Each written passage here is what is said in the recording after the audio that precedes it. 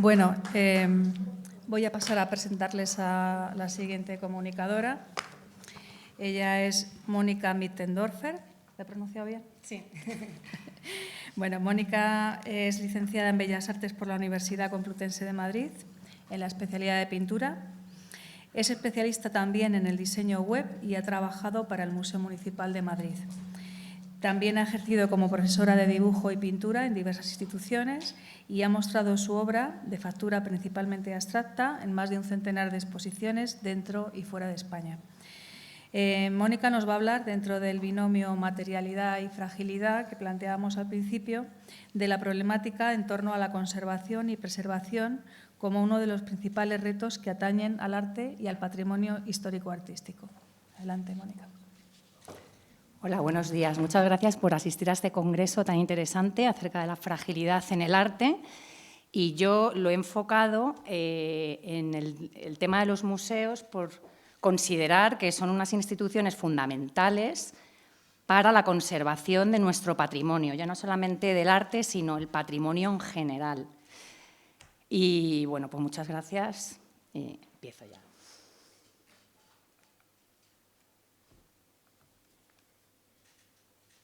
Pues el concepto de fragilidad está vinculado a los conceptos de destrucción y desaparición. Cuando hablamos de la fragilidad en el arte, esta idea está estrechamente ligada al concepto de fugacidad y temporalidad por la propia naturaleza de las obras.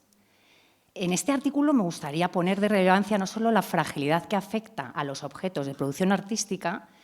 que fueron creados con la propia fragilidad humana como canal creativo, sino a todos aquellos integrantes del patrimonio histórico español, como lo son los bienes inmuebles y los objetos muebles de interés artístico, histórico, paleontológico, arqueológico, etnográfico, científico o técnico, tal y como establece la Ley 16/1985 de 25 de junio de Patrimonio Histórico Español en su título preliminar.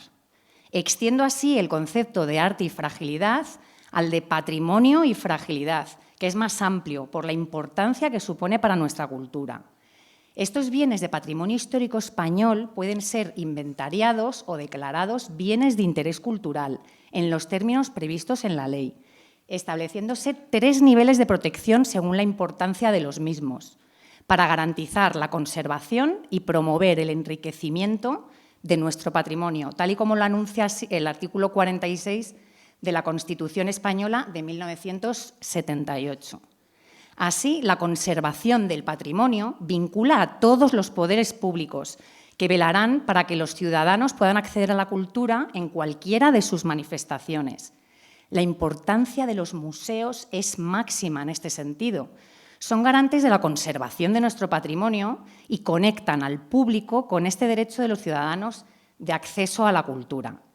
Es por ello que me gustaría resaltar la labor que ejercen los museos en la tarea de preservar nuestro patrimonio, siendo conscientes de la fragilidad de las colecciones, mencionando en este artículo algunos de los mecanismos que emplean para alcanzar dichos fines. Bueno, pues cuando hablamos de museos me viene a la mente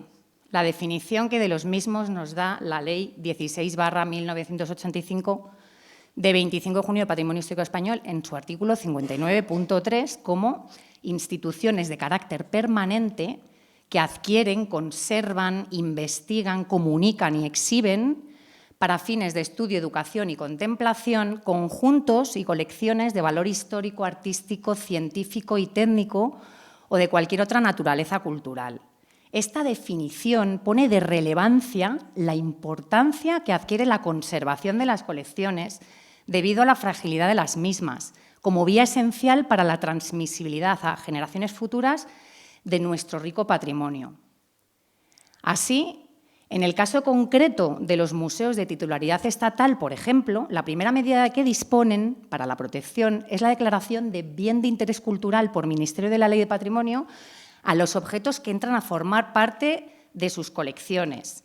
Esta declaración otorga el nivel máximo de protección a las mismas y tiene consecuencias jurídicas. Otra medida fundamental que poseen los museos para garantizar una correcta conservación de sus colecciones es la documentación de que disponen en el momento que entran en la institución, bien como entradas temporales, como por ejemplo exposiciones temporales, restauraciones, documentación gráfica, estudio de investigadores o depósitos judiciales, o bien como ingresos en la colección. Los ingresos pueden ser por asignación o a la colección estable del museo o por depósito de otras instituciones. Los ingresos, tanto si son por asignación como por depósito, se inscribirán en un libro de registro, que será el primer instrumento jurídico-administrativo que acredite y proteja los bienes custodiados. Además, se asignará un número de inventario único que irá asociado a una ficha de catalogación y a un archivo administrativo, documentos básicos de control de las colecciones. Los objetos deberán marcarse con ese número para identificarlos correctamente y evitar posibles extravíos. Por otro lado, cualquier movimiento, tanto interno dentro de las salas de exposiciones a las salas de reserva, de investigación o restauración, como externo, como por ejemplo por exposiciones temporales, depósitos, etcétera, deberán registrarse en la ficha del objeto con el fin último de tener un control completo de su ubicación y localización correcta en su histórico. Los movimientos de obras generan además una serie de documentos de control de las mismas para evitar su pérdida o deterioro, como por ejemplo los testigos o cartelas de desplazamiento colocados en el lugar del objeto desplazado, o en el caso de que la obra salga de un museo de titularidad estatal,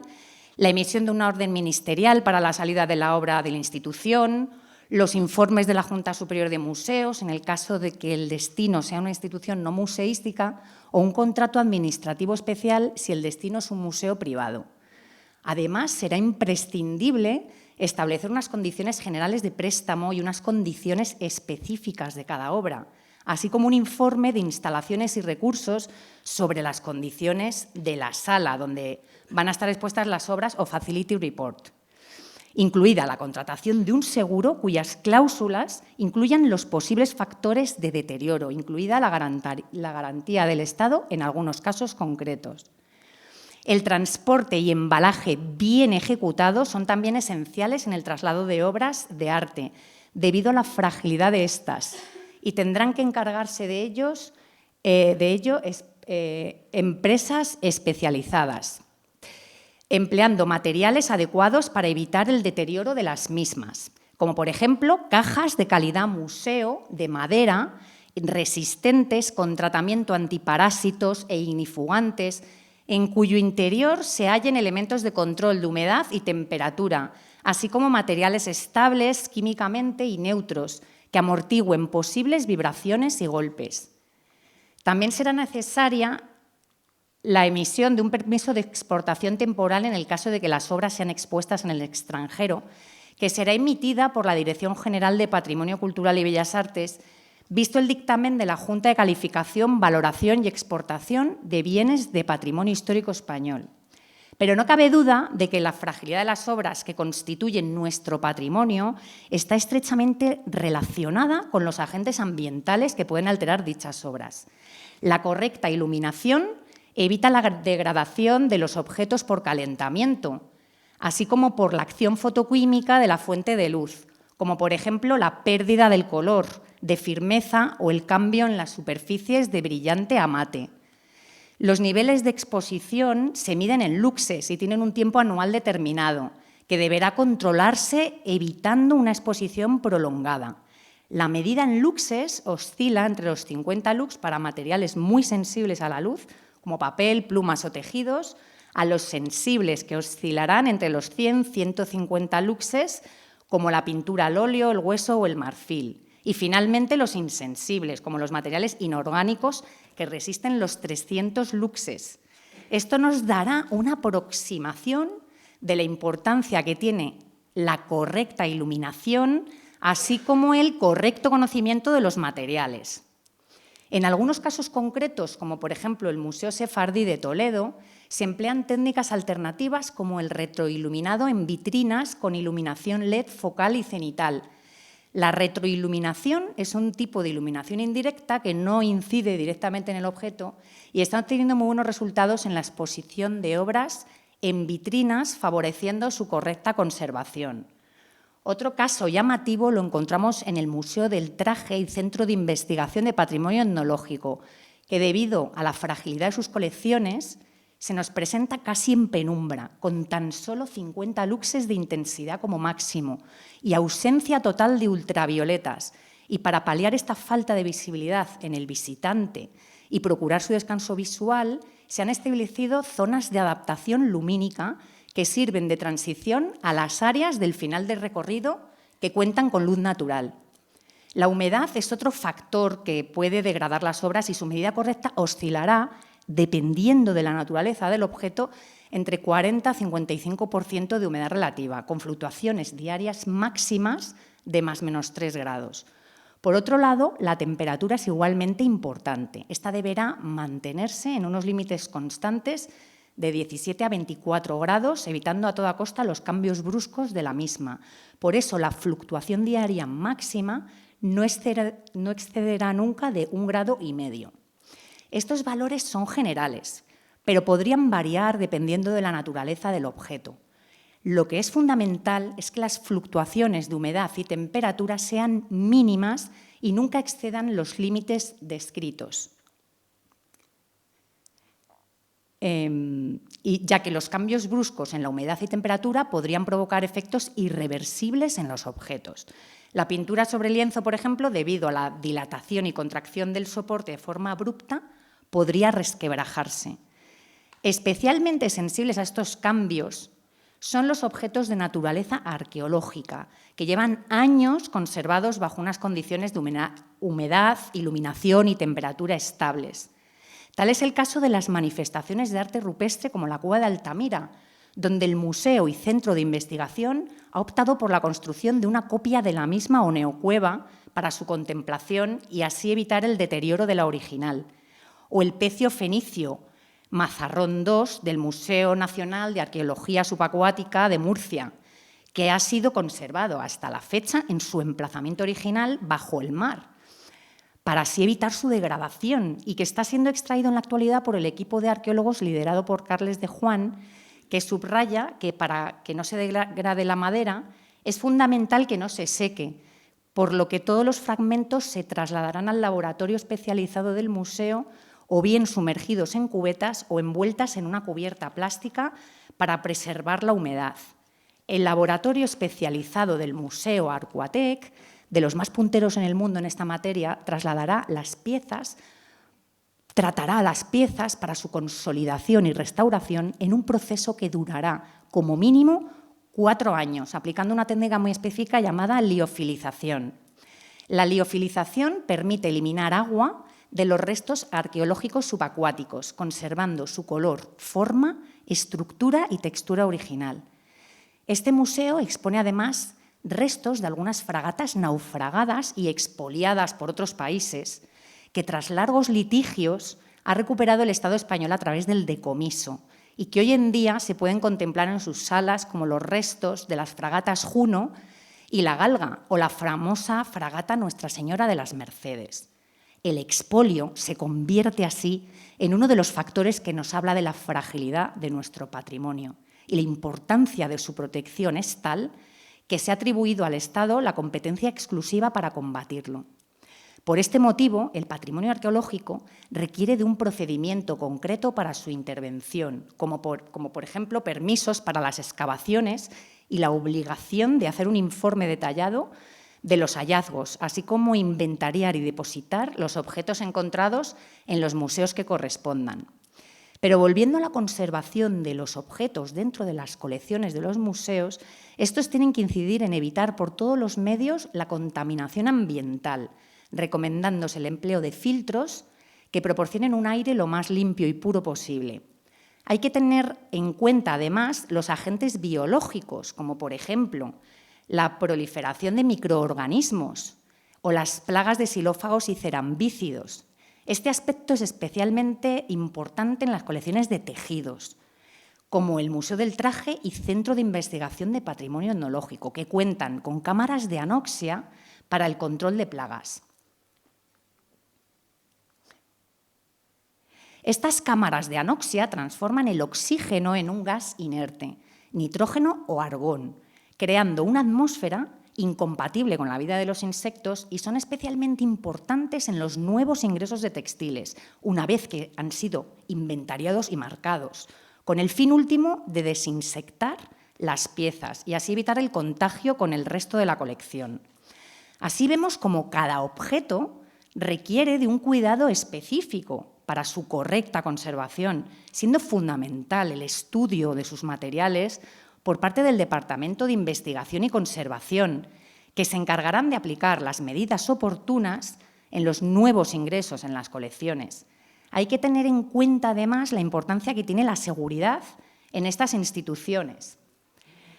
que tienen que contar con sistemas que eviten los riesgos de incendios, robo, vandalismo, que pueden deteriorar gravemente o destruir las obras de la colección. Para eso, cada museo cuenta con un plan de autoprotección regulado por ley, así como un plan de protección de colecciones ante emergencias, que será la norma básica de actuación para la preservación de las colecciones en caso de emergencia. Además, contarán con sistemas de detección de fuego, con puntos de aviso obligatorios, extintores portátiles, así como circuitos cerrados de televisión, con grabación 24 horas, vigilancia humana y sistemas de protección de las colecciones contemplados en el Plan Museológico y el Programa Museográfico como partes fundamentales de los mismos. Un caso destacado fue el robo que tuvo lugar en el Museo de Cáceres en 1979, en el que desaparecieron varias obras de gran valor, incluido un Greco, que finalmente fue recuperado gracias a la intervención del Cuerpo Nacional de Policía. Así, son numerosos los actos humanos intencionados, como el tráfico ilícito, el robo, el saqueo arqueológico y artístico, la expoliación, el vandalismo o la exportación ilegal, que deben ser evitados para proteger nuestro patrimonio. Un caso muy significativo de exportación ilegal ha sido el del expresidente de Bankinter, Jaime Botín, al intentar exportar una obra de Pablo Picasso, Cabeza de mujer joven, fechada en 1906 y valorada en 26 millones de euros en un velero en 2015. La Ley 16/1985 de 25 de junio de Patrimonio Histórico Español establece en su artículo 29.1 que pertenecen al Estado los bienes que sean exportados ilegalmente, añadiendo además que dichos bienes son inalienables e imprescriptibles. También nos encontramos con actos no intencionados que afectan a la conservación de nuestras colecciones debidamente. Este es el cuadro de Picasso, que está ahora mismo en el Museo Nacional Centro de Arte Reina Sofía. También nos encontramos con actos no intencionados que afectan a la conservación de nuestras colecciones debido nuevamente a la fragilidad, como por ejemplo una incorrecta manipulación en los traslados, restauraciones mal ejecutadas, problemas en el embalaje, un almacenamiento inadecuado y un largo etcétera. Muy significativo es el caso del Ecce Homo de Borja, una restauración mal ejecutada que acabó con la integridad de la obra sin posibilidad de recuperación. Otros casos alarmantes son las tallas de Rañadoiro en Asturias. Se trata de 3 tallas de madera de los siglos XV y XVI que fueron pintadas con vivos colores perdiendo su valor original. O una Inmaculada Concepción de Bartolomé Esteban Murillo, restaurada en 2020, que acabó por convertirse en otro atentado contra nuestro patrimonio, perdiendo por completo el valor de ese bien cultural. En este sentido, los criterios actuales en conservación-restauración se basan en el máximo respeto a la obra original, siguiendo las directrices que dictan las normas internacionales, de los principios de la mínima intervención sobre la misma y en las premisas de reversibilidad, legibilidad, estabilidad y compatibilidad, evitando perder el valor original de la obra. Todo ello acompañado de un informe previo y de una memoria final para documentar todo el proceso. Los informes de conservación y restauración son igualmente importantes en los traslados originados por exposiciones temporales, que deberán acompañar a la obra hasta su destino final y su retorno a la institución original, y serán fundamentales para tener un control del posible deterioro ocasionado por el traslado y la reclamación al seguro correspondiente, cuyos gastos correrán a cargo de la institución que realice dicha exposición. Estos son tan solo algunos ejemplos que ponen de manifiesto la fragilidad de las obras pertenecientes a nuestro patrimonio, que aparecen en todos sus aspectos, tanto materiales como formales, o derivados de la propia acción humana, intencionada o no, que obligan a desarrollar medios que garanticen la conservación de las mismas. Esta garantía de conservación se lleva a cabo a través de múltiples vías, desde los 14 planes nacionales de patrimonio cultural aprobados hasta la fecha, entre los que destacan el Plan Nacional de Conservación Preventiva de 2011, el Plan Nacional de Catedrales, el Plan Nacional de Patrimonio Inmaterial o el Plan Nacional de Arqueología Subacuática, entre otros, a la correcta aplicación de la legislación estatal y comunitaria en materia de patrimonio histórico español o la acción multidisciplinar de todos los implicados en la preservación de nuestro patrimonio, desde los conservadores, restauradores, arqueólogos, investigadores, personal de seguridad, transportistas, personal de limpieza, agentes y fuerzas de seguridad del Estado, incluidos cada uno de nosotros, que con acciones pequeñas podemos contribuir a que la difusión de la cultura tenga una mayor perdurabilidad. Y dentro de esta trama tan compleja se hallan los museos como eje articular de todo este entramado para garantizar el acceso a la cultura de todos los ciudadanos, tal y como anunciaba el artículo 44 de la Constitución Española de 1978. La fragilidad en el arte o de los bienes culturales en general se convierte, pues, en la espina dorsal de toda labor museística para garantizar este derecho de acceso a la cultura y poder servir al público que lo visita cumpliendo las funciones de difusión, exhibición y educación, que son la razón de ser de estas instituciones. Ya está, muchas gracias.